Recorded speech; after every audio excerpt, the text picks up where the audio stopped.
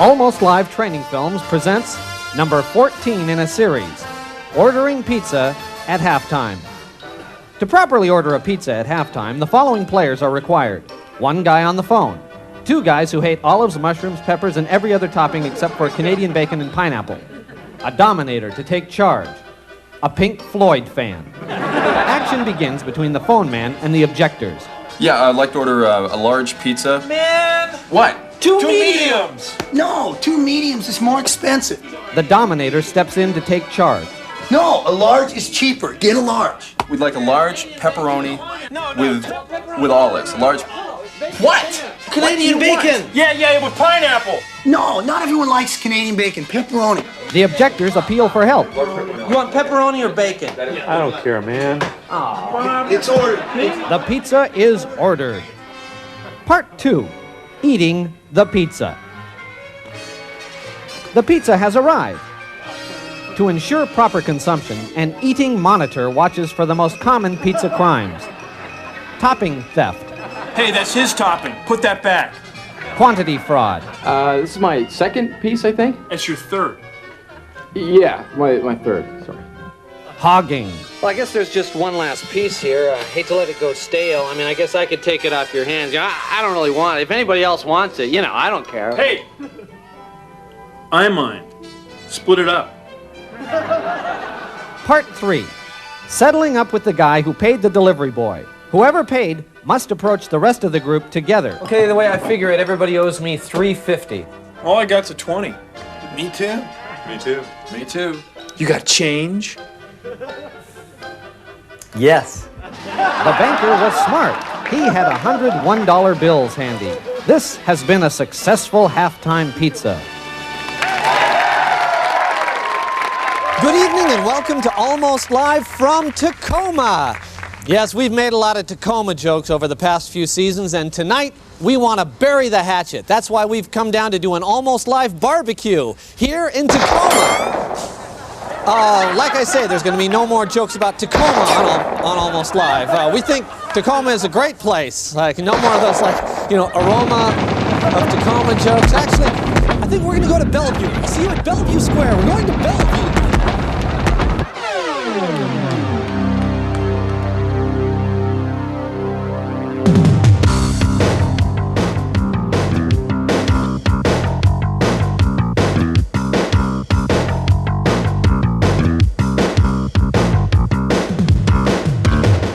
Welcome to Almost Live, the show that television was invented for. And we know, we've checked on that, we have the research, we can prove it. Meanwhile, here's your host, John Keister.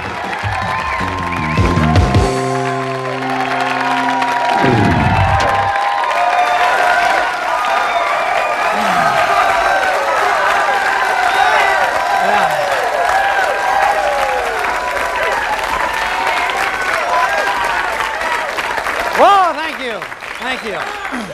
Well, yes, it's exciting in here tonight, I know, but boy, nothing to match the excitement we had down south there a little while ago. You may have heard that the Army Rangers descended on a neighborhood in Tacoma last weekend.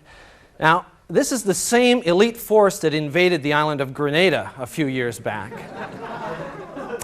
So at least their battles are getting larger. Yeah, next week they're going to chopper down to Seattle and clean up that shoplifting problem at the Bon. So, happy about that. Well, now, this is very interesting. Not a joke here. This is not a joke, but on the educational front, the national educational front, the Burger King Corporation announced that they will be sponsoring several alternative high schools around the country this year. Absolutely true. Now, they claim that they're not training the students only to work for Burger King, but the class list does include preparing the patty and the history of flame broiling. So, make your own, judgment about that, I guess I have. Yeah. Well, when school opened in Seattle this year, the district said that 3,000 students were missing. Turns out they weren't missing, they just couldn't read the numbers on the buses.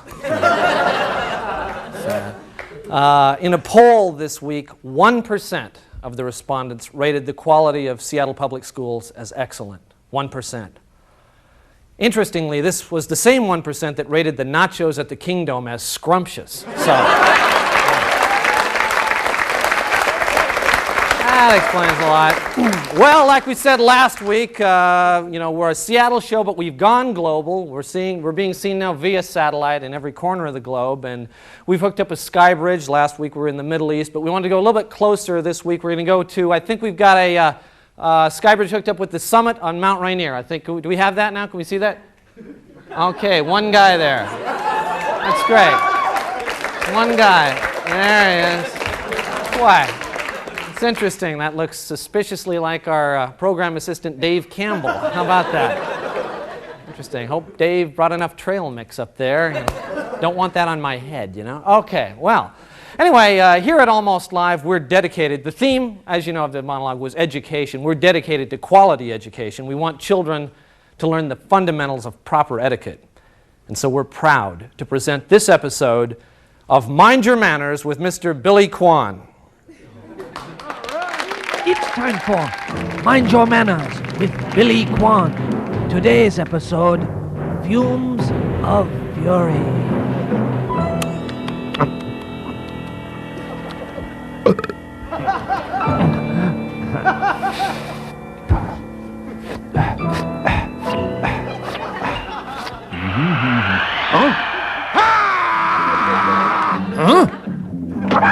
You, Dragon Breath, you have ruined the ambience of this room and spoiled my appetite with your smoking. Smoking? This is not smoking. This is smoking!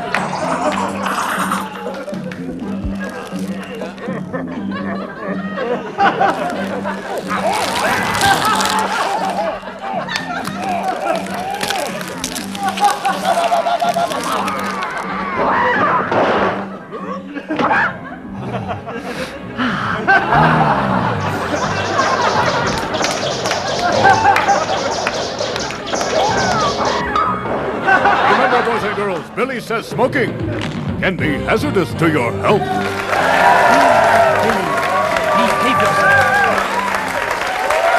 Behave yourself. And stay with us. We're going to be right back with Bill Nye, the Science Guy. Right back.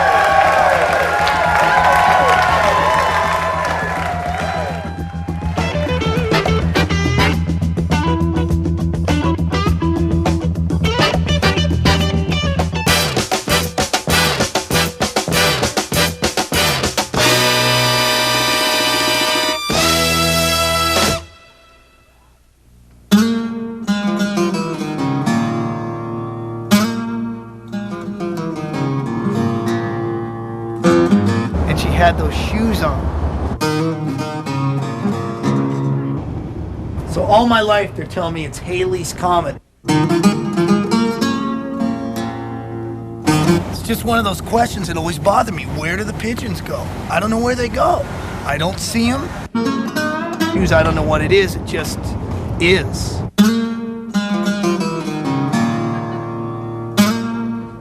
All my life I've told Lindsay, and I'm there and she's there. I can't believe you're trying to tell me that. Can you answer that for me? Can anyone answer that for me?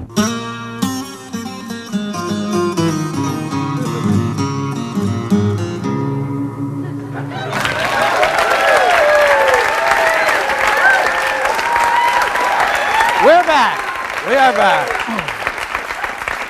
Well, once again this year, Almost Live is proud to present a forum for the insights, the issues, and the ideas of our staff scientists. Ladies and gentlemen, please welcome a great entertainer, a great humanitarian, and my personal friend for over 35 years, Bill Nye, the Science Guy. Let's bring him on.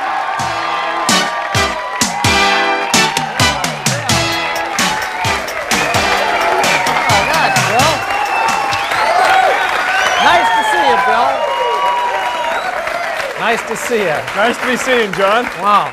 Bill, what do we have here? Oh, just a newspaper article. Just a Appears brief to be little thing. the front page of the arts and entertainment section of the Seattle Times. Yeah. That was mentioned briefly there. Brief mention of you, yeah, last week. I haven't really seen one like this around the office, though. This one's kind of floppy. Yours are all laminated, I noticed, up next to your desk. But what of that? Let's dispense of that. But Bill, I noticed in the studio when we came in that there was this apparatus here, and so I became intrigued. What have you got going here? Indeed there is, John. I get cards and letters weekly. I get faxes all the time. People say to me, okay, suppose I was in an elevator, a person was in an elevator, were in an elevator, and all the safety systems failed, and the cable broke simultaneously. And then I am plummeting to my death. Right, okay. Could I save myself? Could one save oneself by jumping? Okay. Just that last. Just the last one. Okay. Well, I'm glad this is your topic for tonight because I have to admit this is a question that's fascinated me ever since I was a kid. I'm always glad I didn't have to test this hypothesis, but I think I was secretly. I kind of wanted to, so I'm interested. Is this going to work? Yeah. Well, John, we have just the device to test this. This is an elevator. And this will be your counterweight. This is your elevator, the car here. And we're going to place a volunteer here in the elevator. Okay. This volunteer's name, I think, is Al. Alan. Alan A, obviously. Alan the egg. A resident of Linden, perhaps. Yeah, there you go. Okay.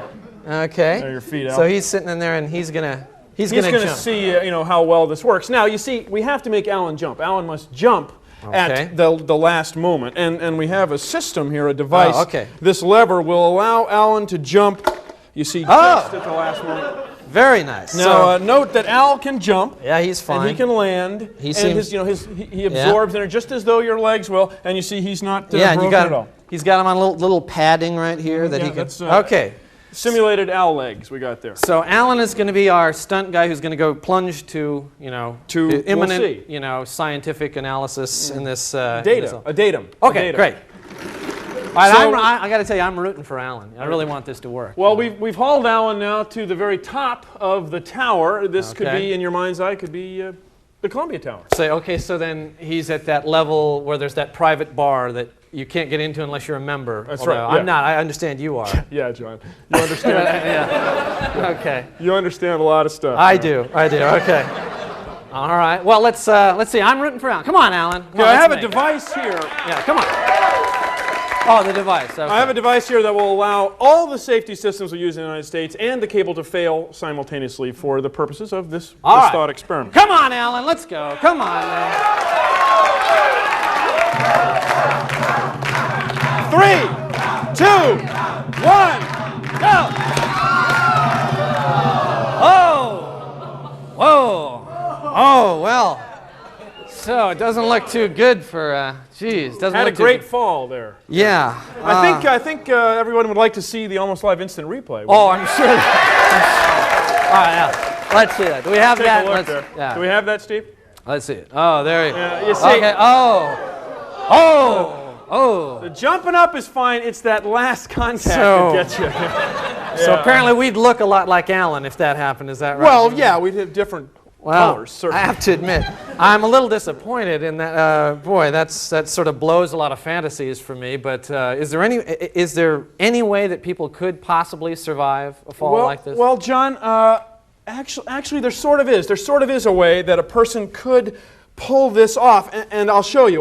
But in order to do that, I have to just take a quick trip to the Smith Tower. Okay, take your jacket off. You're going outside. All right.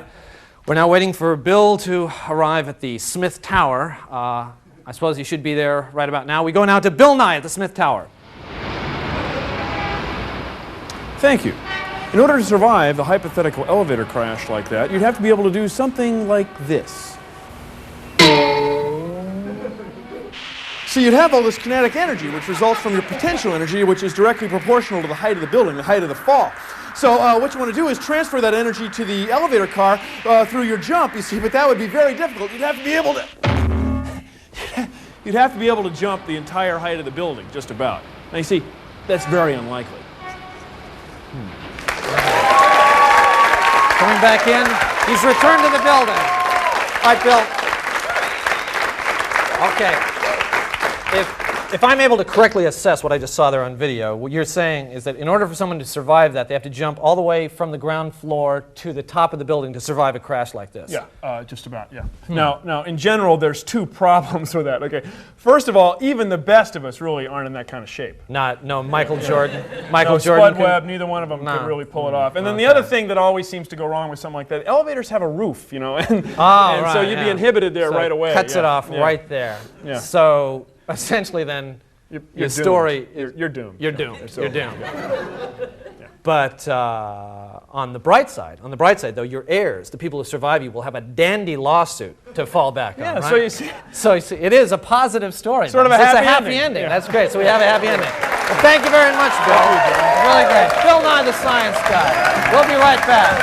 Thank you, Bill. Thank you, This John. is great, though. This whole thing is something I whipped up.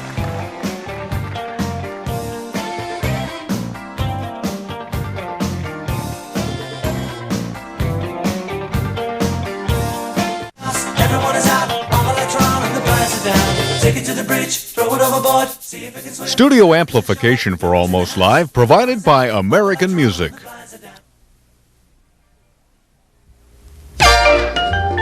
It's time again for home fix-up ideas on This Here Place with Bob Bobbin. Hi there and welcome again to This Here Place. You know, it doesn't matter how skillful you are as a builder, you're still going to make mistakes from time to time, and that's nothing to be ashamed of.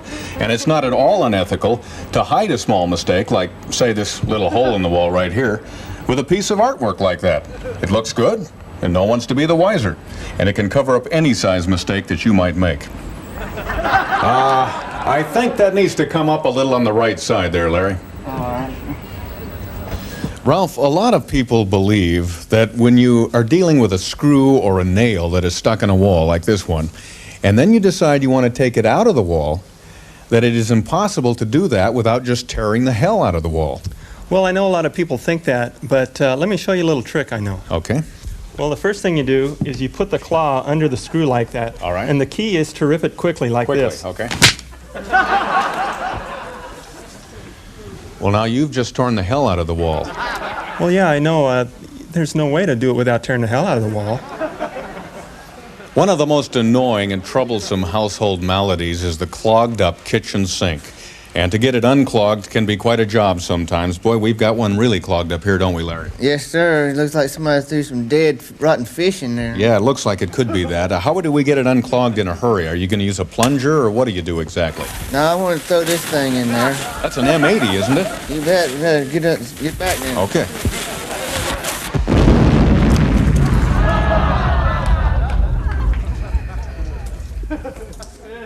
Yeah, rotten fish. Yeah, it's rotten fish, all right.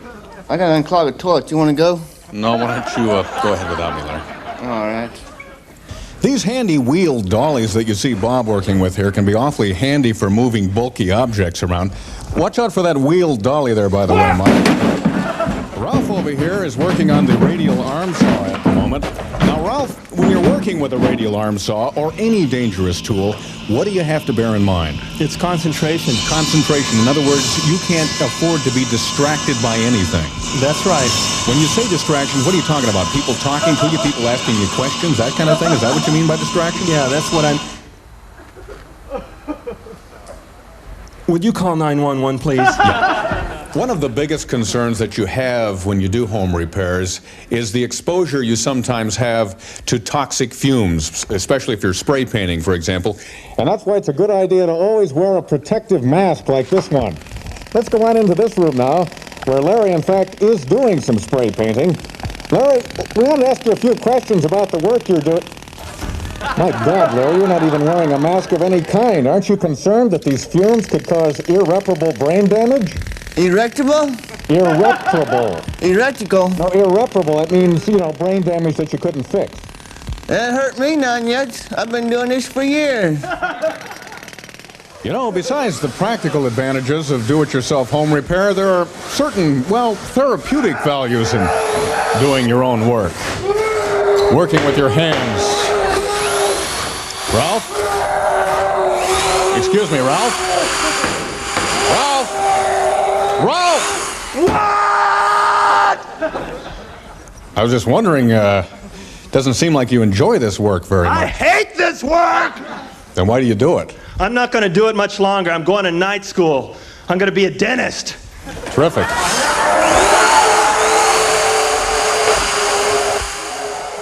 Well, if we've learned anything, it's that you can't be any too careful in this home repair business. Remember, safety first. Oh, for crying out loud.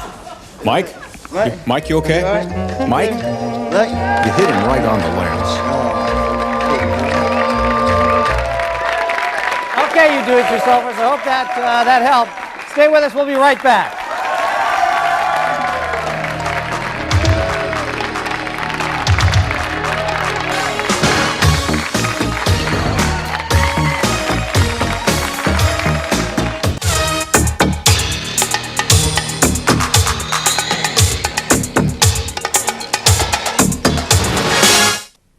Okay, one more time.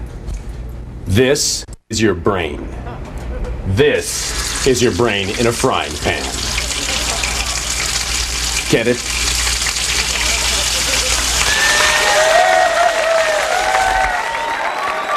Well, I'm afraid that's all the time we have this week. If you want to be part of our wonderful studio audience, call 448-3795 and ask for tickets. They had fun. We'll see you next week. Huh? Yeah. Promotional consideration for Almost Live provided by Pizzeria Pagliacci, featuring traditional and gourmet pizza by the slice. Pizzeria Pagliacci, rated Seattle's best pizza. Opening soon in SeaTac Mall. Promotional consideration also provided by your local Coca-Cola bottler.